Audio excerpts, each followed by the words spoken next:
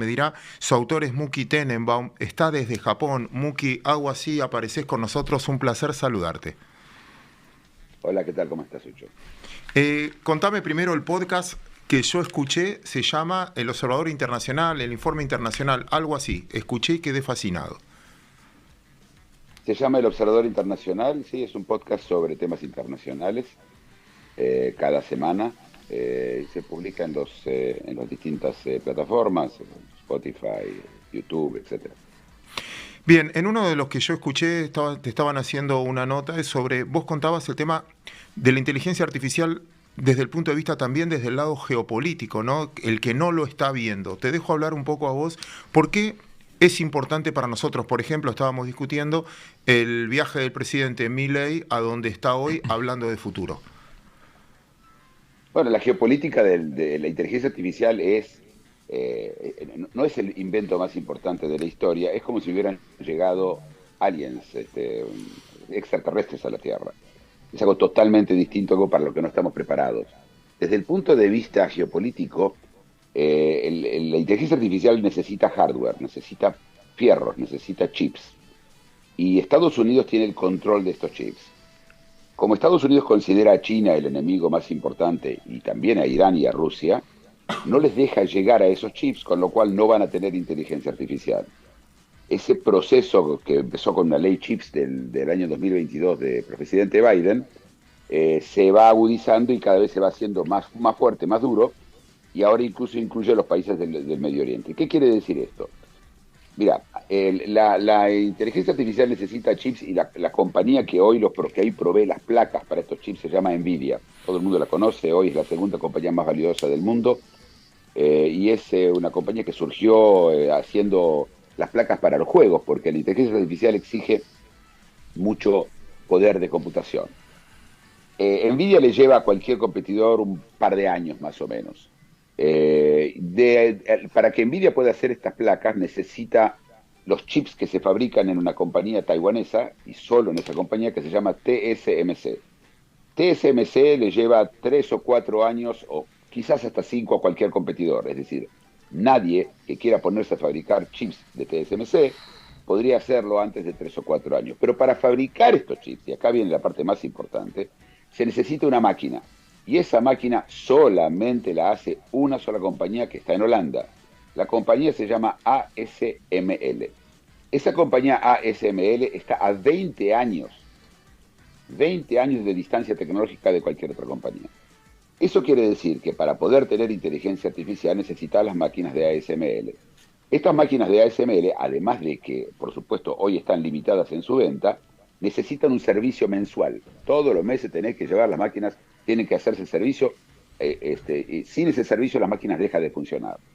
Y ya la ASML anunció que desde el 1 de enero del año que viene, China no va a recibir no solo las máquinas, que ya no las recibe más, sino tampoco va a recibir el servicio. Es decir, lo que va a tener es chatarra. Quiere decir que China no va a poder tener inteligencia artificial de un nivel determinado, necesario, por ejemplo, para manejar un ejército, para manejar drones. Un enjambre de drones, por ejemplo, necesita inteligencia artificial. Quiere decir que China está terminada desde el punto de vista militar en un par de años, no mucho más que eso. China lo sabe y por eso tenemos a China molestando en todos lados. ¿Sí? Yo te diría que es la primera parte. Eh, Voy a lo segundo, que es, bueno, vamos a suponer, Estados Unidos gana esta batalla de inteligencia artificial y ahora déjame bajarlo. Este programa se llama Economía Real. Entonces, de lo que estamos hablando de la geopolítica, quiero, en esta mesa hoy tenemos, después lo voy a presentar, perdón que empiezo primero sin haberte presentado, Rodrigo, pero te voy a meter en la charla, fabricante de muebles, fábrica de chacinados, muy importante en Argentina. Entonces, ¿cómo le va a cambiar a ellos la inteligencia artificial? ¿Por qué te tienen que escuchar ellos a vos y estar atentos de cara al futuro? No, a ver, si queremos hablar de geopolítica, el señor que hace chacinados o muebles no tiene nada que ver con todo esto. Lo que pasa es que todo trabajo que se hace sentado desapareció. Esto es, además, es decir, la inteligencia artificial reemplazó a toda persona que hace su trabajo sentado. El proceso va a llevar, en mi opinión, entre 24 meses, 36 meses, pero los trabajos que ya empezaron a desaparecer van a desaparecer todos. Esto es la gran revolución. El que hace chacinados va a tener que esperar a los robots, que van a venir probablemente 3 o 4 años después, y el que hace muebles lo mismo. Para él la inteligencia artificial, agregar inteligencia artificial hoy en forma híbrida, uno de los grandes errores, en mi opinión, del concepto de inteligencia artificial es que la gente va a poder trabajar con la inteligencia artificial, y no es verdad. La inteligencia artificial viene a reemplazar. Todo cosa que se haga híbrida es como, imagínate cuando se inventó el auto, ponerle caballos adelante.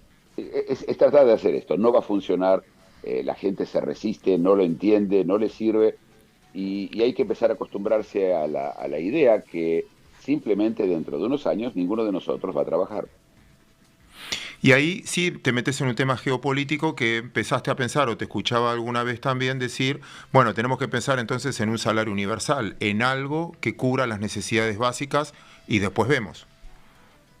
Bueno, yo creo que ya lo experimentamos en la pandemia, todo el mundo lo experimentó en la pandemia fue un buen ensayo para esto, sí. A ver, ¿qué va a pasar? Pensalo así. Vos tenés hoy una compañía no sé, que vende seguros y tiene el 50% de los gastos, 60% de los gastos son empleados. Estos empleados hoy van a ser reemplazados por inteligencia artificial. El resultado va a ser que las ganancias de la compañía se van a duplicar. Esa doble ganancia va a pagar impuestos y con ese dinero se va a pagar lo que vos llamás el salario universal, que se llamará, supongo, de alguna otra forma, llegado el momento, pero que sí, hacia ahí vamos, sí. Por último, sé que estás en Japón, debe ser... ¿Qué hora es allá ahora? ¿A Las qué hora te 7:30 molesta? de la mañana. Ah, bueno, no fue tan grave, no, no es tan grave, No, pero no, estaba... no, no, est- para nada, no. Estabas corto de agenda. Te doy un tema libre. Si le querés hablar a un montón de argentinos que te están escuchando, bueno, eso presumimos nosotros. En realidad mentira, somos 4 que te estamos escuchando acá. Eh, ¿Qué tema no puedo dejar de mirar ahora? Repito, No, industriales, emprendedores, estudiantes. mira, pensar con las oportunidades que hay para la Argentina, el problema de la Argentina es un problema grave y es que le falta infraestructura. Ningún país que no tenga infraestructura va a servir para nada para inteligencia artificial. La inteligencia artificial necesita electricidad, por ejemplo.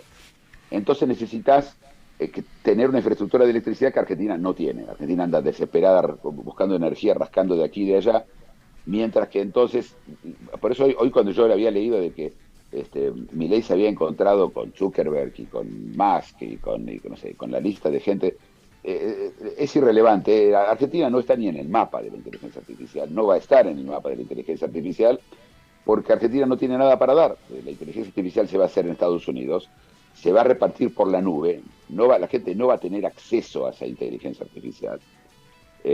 Así que, perdón, a los países, y va a tener que ver, y Estados Unidos le va a dar la nube a quien considera que es un aliado, y a los que no, no. Entonces, por ejemplo, Petro en Colombia eso tiene que empezar a pensar, que la Argentina no puede quedarse fuera de la inteligencia artificial si llega a votar en algún momento por algún gobierno que el Estados Unidos no le caiga bien o que limite las relaciones con Estados Unidos de alguna forma.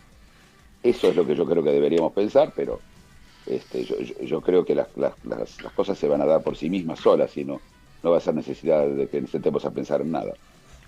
Muki, muchas gracias por este contacto. No, que sea.